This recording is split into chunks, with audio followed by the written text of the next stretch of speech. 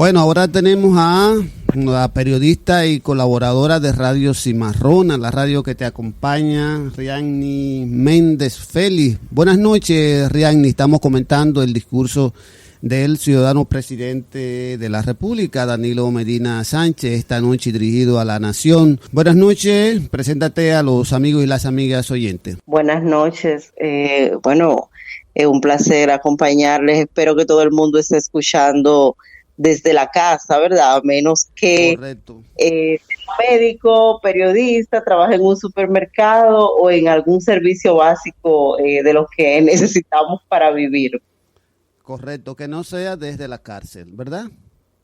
Porque o desde la calle. O desde la calle corriendo también. Así no queremos que sea desde los hogares, porque hay que respetar el toque de queda, hay que respetar las autoridades para que... Más importante, debemos cuidarnos, ¿no? Creo que me gusta ese enfoque de que tenemos un pacto social de cuidarnos entre todos y ahora cuidarnos significa quedarnos en la casa y tratar de salir lo menos posible para contagiarnos lo menos posible, ¿no? Y cuidar la salud nuestra, la de los abuelos especialmente, que es la gente más vulnerable, la gente que tiene alguna condición como asma, y el sistema de salud que ya es bastante frágil. En sentido general, ¿cómo te ha parecido el discurso de esta noche del presidente Medina? Me gustó el llamado, otra vez reiterar que la gente se quede en casa, es lo responsable que deben hacer los presidentes en este momento. Algunas medidas económicas acertadas, como dar ayuda a la gente que a un grupo de empleados, a la gente que está en el sector informal y recibe solidaridad, es necesario porque si no tienes comida, tienes necesariamente que salir a la calle. Me extrañó que el toque de queda no se profundizara.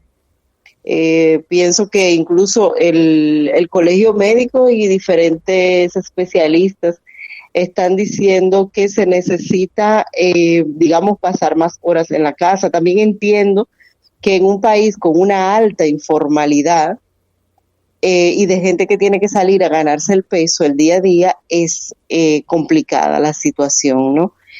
Pero pensé que quizás lo iban por lo menos a empezar a las 6 de la tarde y no a las 8 de la noche, porque mientras más horas hay más gente en casa,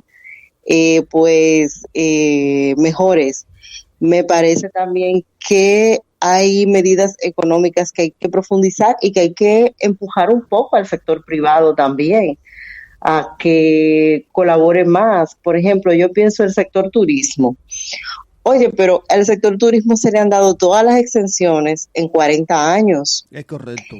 Y ellos ahora están devolviendo tan poco, se les dio la facilidad, se les dio la exención, es una industria súper cuidada. Yo siento como que es momento de ser más solidario y al contrario, lo que hemos tenido son incidentes de incluso policías disparándole a empleados del sector turismo que exigían un derecho. Recuerdan ese incidente en el al principio de la cuarentena. Entonces yo pienso como que tenemos que empujar un poco al sector privado y que cada cosa que se le dé sepa que tienen una responsabilidad social que devolver. En ese sentido pienso que el gobierno tiene como que hacer un mayor esfuerzo, porque tenemos que proteger la economía, tenemos que proteger los trabajadores y tenemos sobre todo que proteger la vida. Y la gente que ha recibido muchos beneficios también tiene que dar algo.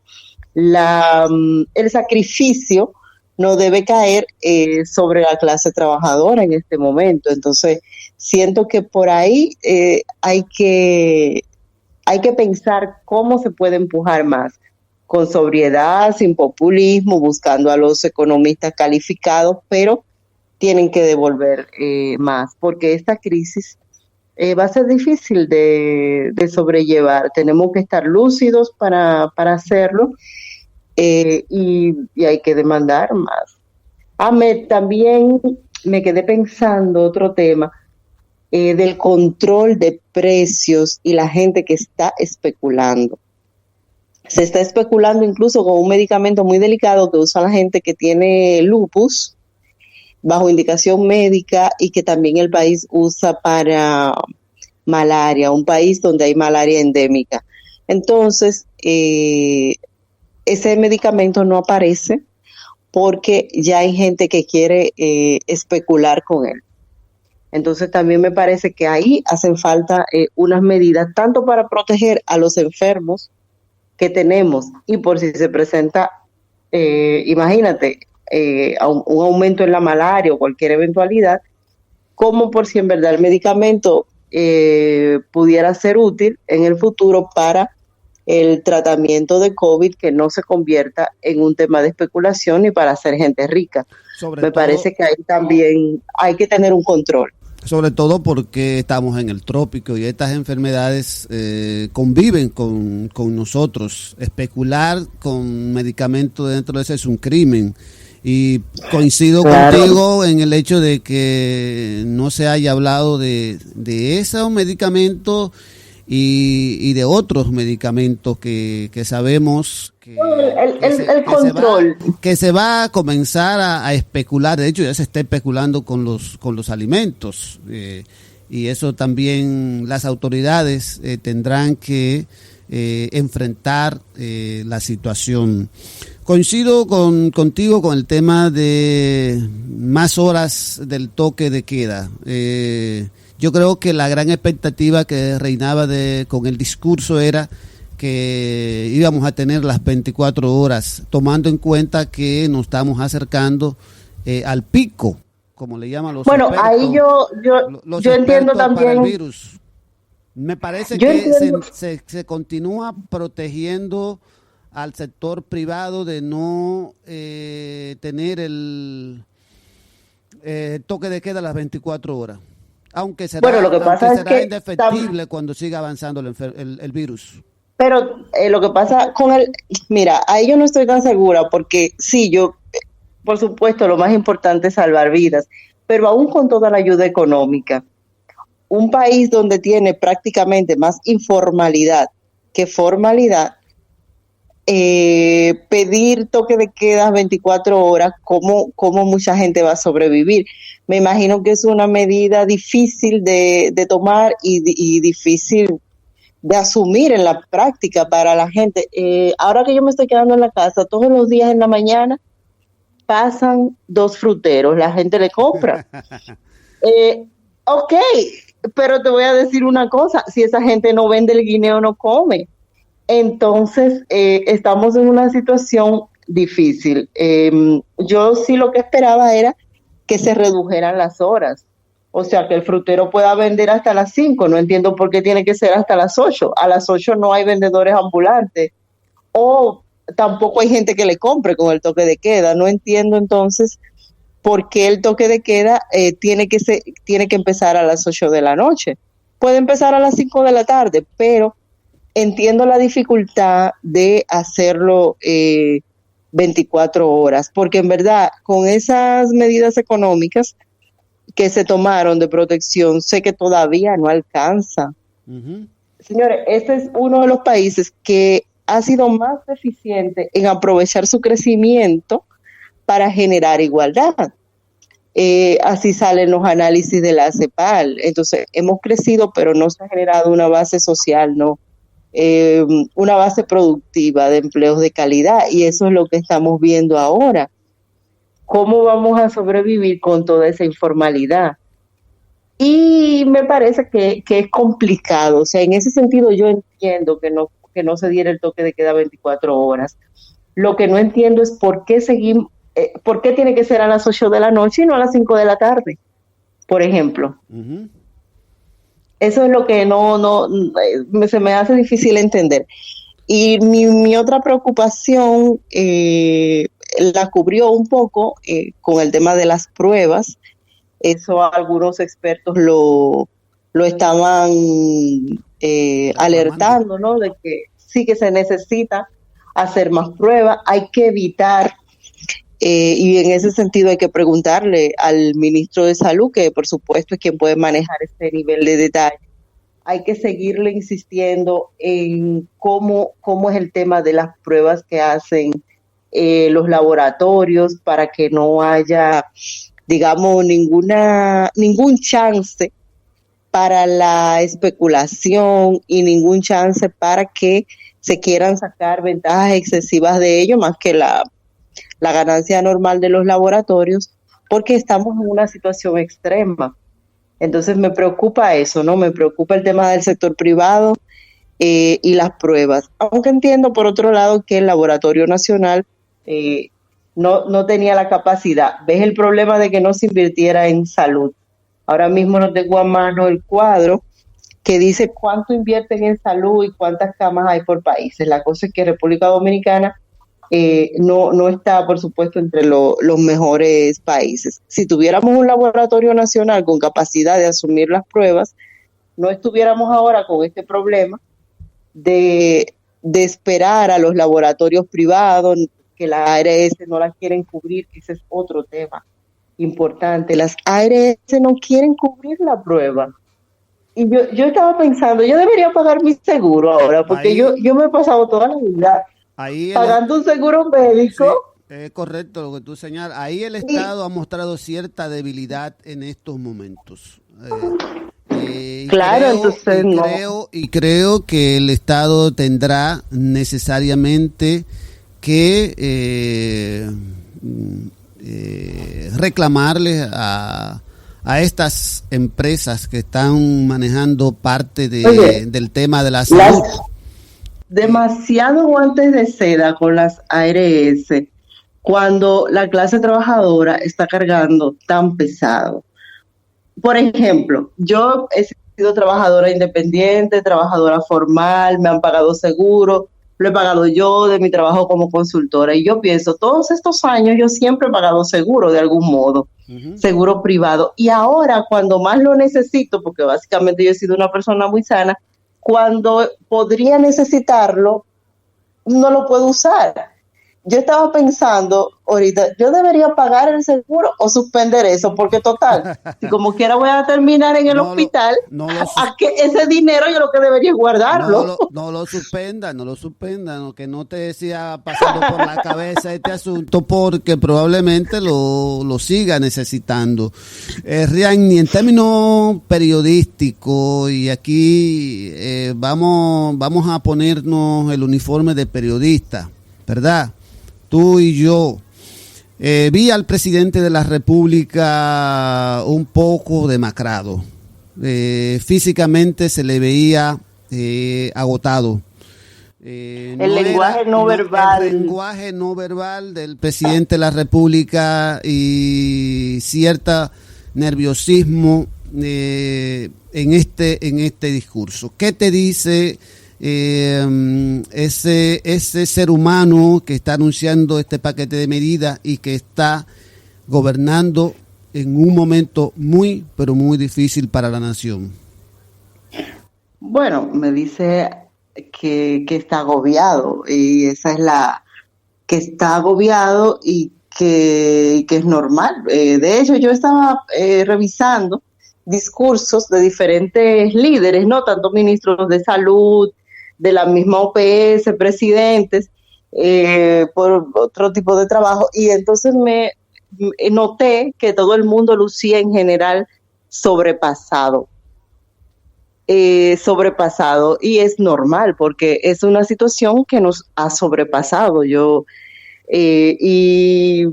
el presidente, además de sobrepasado, claro, eso es una cosa muy subjetiva de cuando tú luces enfermo, pero a mí me lució una persona que está enferma, que no está como en su mejor estado de salud.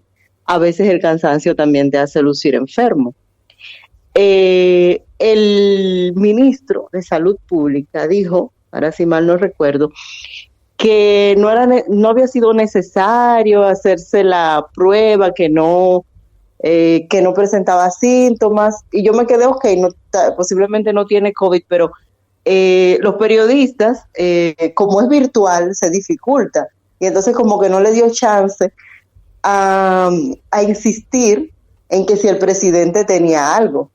Porque, no sé, como que la palabra del ministro de Salud podría darlo a entender y hubiese sido bueno aclararlo. Bueno, de hecho, el simplemente estar siendo el presidente de la República en esta crisis que según los expertos se avecina el momento más crítico,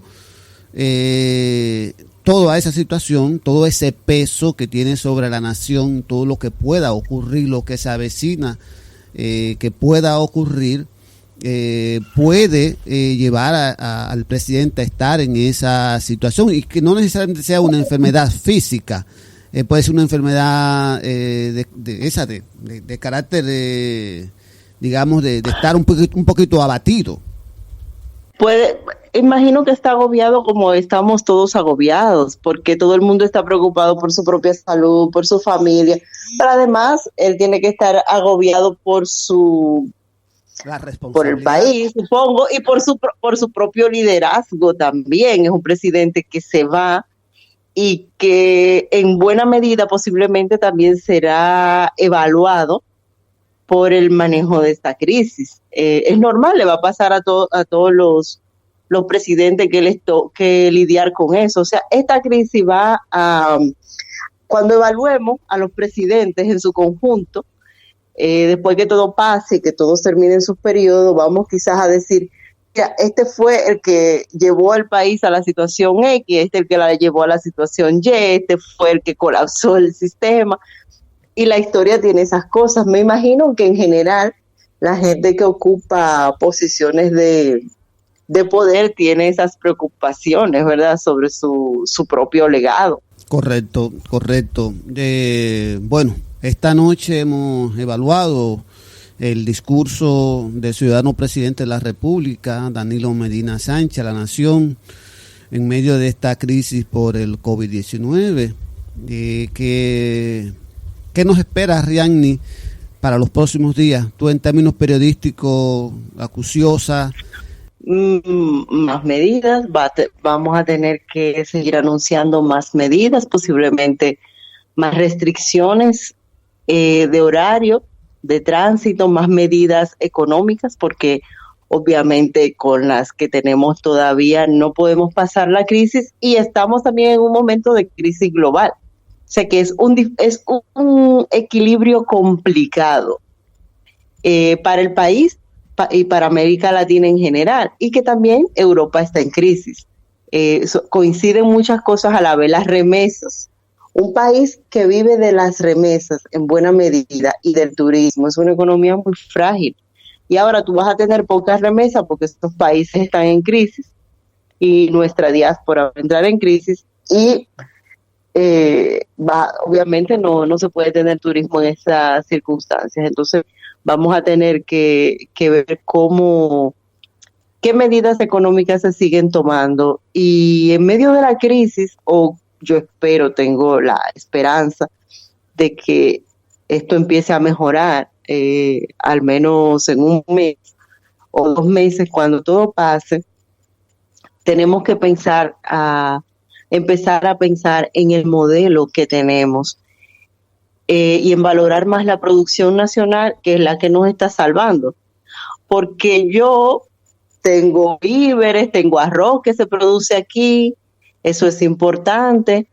La producción de agua para esa agricultura es importante, mejorar las técnicas de producción es importante, tener una industria propia es importante, porque yo estaba pensando, Dios mío, si nosotros produjéramos más material médico, producimos un poco, pero más material médico, tuviéramos menos presión ahora. Entonces hay que pensar cómo se ha organizado la economía en función de que, como también eso, aunque no en lo inmediato, pero inmediatamente pasa la crisis, hay que empezar a reforzar esos sectores que además nos van a ayudar no solo como a la economía de forma global o lo que sea, sino simplemente a sobrevivir, porque necesitamos que los agricultores produzcan para sobrevivir. No vamos a tener dinero para importar esas cosas lujosas que la clase media se acostumbró. También ese tipo de noticias vamos a tener. Y lo otro es que vamos a tener, tristemente, porque esta es una situación complicada, es campaña política. Una campaña en condiciones de pandemia es muy complicada.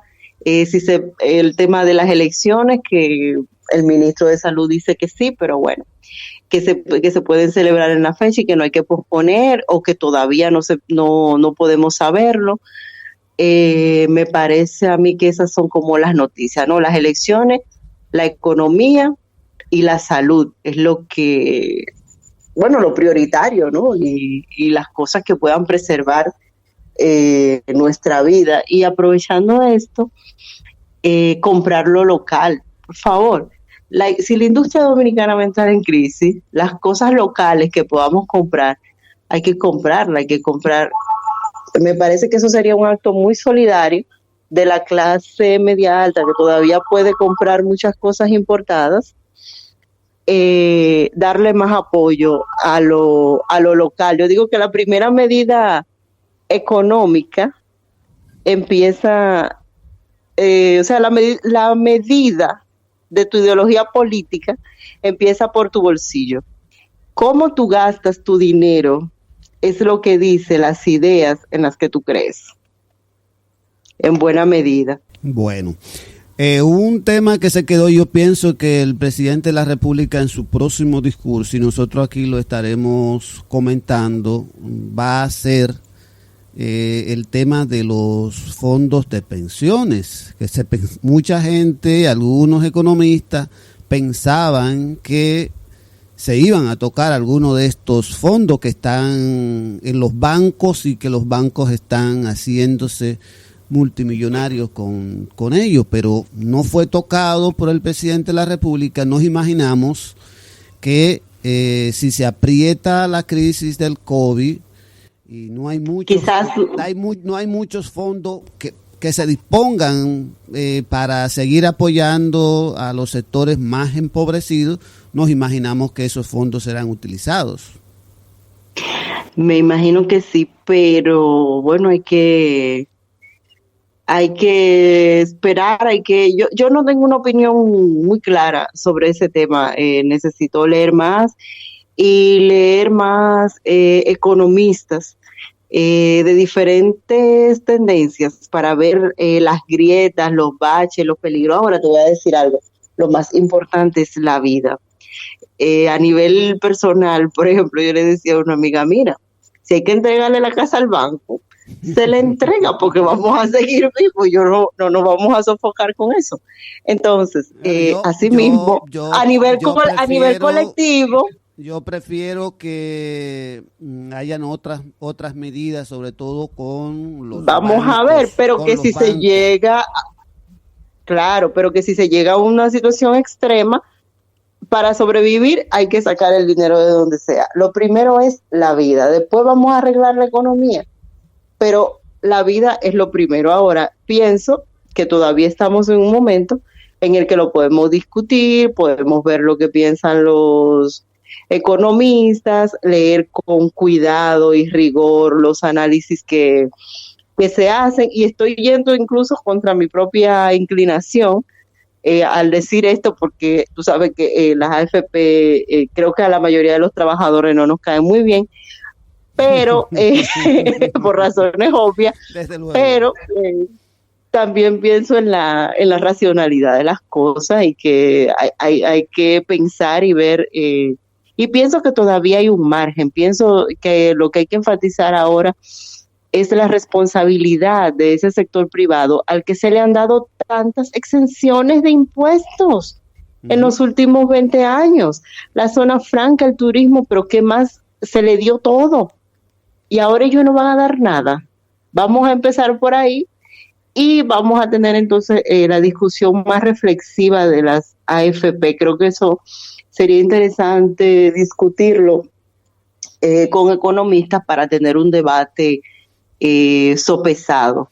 Ahora bien, en momentos de crisis lo importante es salvar la vida, pero todavía creo que tenemos un margen y todavía yo confío en que quizás si nos quedamos en casa y colaboramos, no vamos a llegar a los niveles de Italia y España, que hemos tenido como un margen para aprender y que a pesar de las limitaciones del sector salud de América Latina y de nosotros en particular, que es muy malo, demasiado malo, un país que avanzó demasiado poco en el sector salud en los últimos 20 años, pero que a pesar de eso tenemos buenos médicos que quizás puedan aprender de los errores que ya cometieron otros países.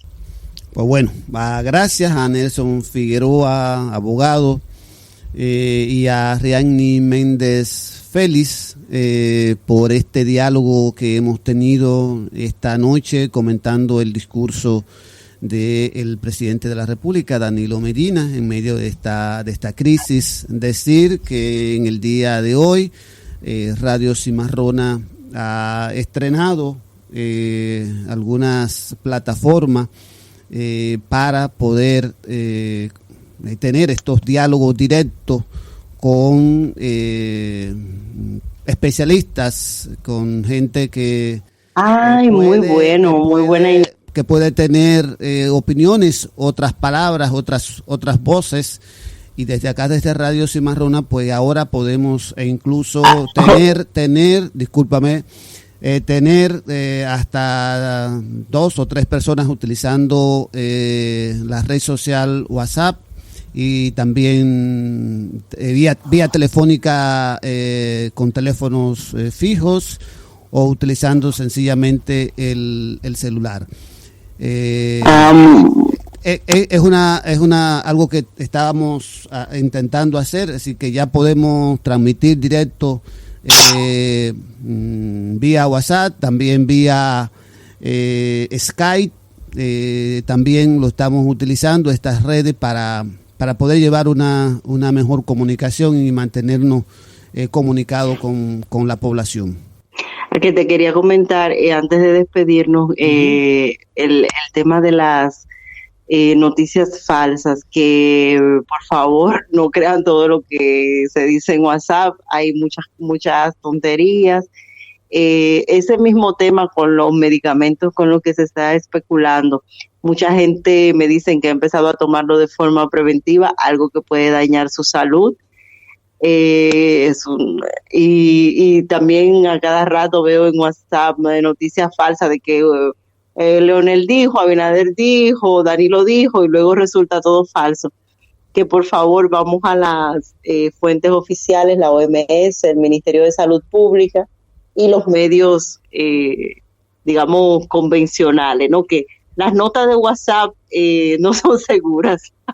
Claro, no. Es así. Es un tema que incluso vamos a tener que periodísticamente tratarlo acá en otro programa contigo y quizás con otras y otros colegas que son expertos en estos temas que son tan importantes, porque si hoy tenemos parte de este desasosiego que hay en la sociedad es porque han sido bombardeadas con muchas noticias falsas y gente atemorizando a la población. Agradecemos a Rianny de nuevo, a Nelson Figueroa por este espacio que hemos tenido acá en Radio Cimarrona, comentando el discurso del presidente de la República, Danilo Medina Sánchez, esta noche, anunciando un paquete de medidas económicas y sociales para contribuir un poquito, aliviar la carga que tienen miles de dominicanos y dominicanas empobrecidos y que necesitan un poquito de ayuda. Muchas gracias, Rianny. Hasta la próxima. Muchas gracias. Buenas noches.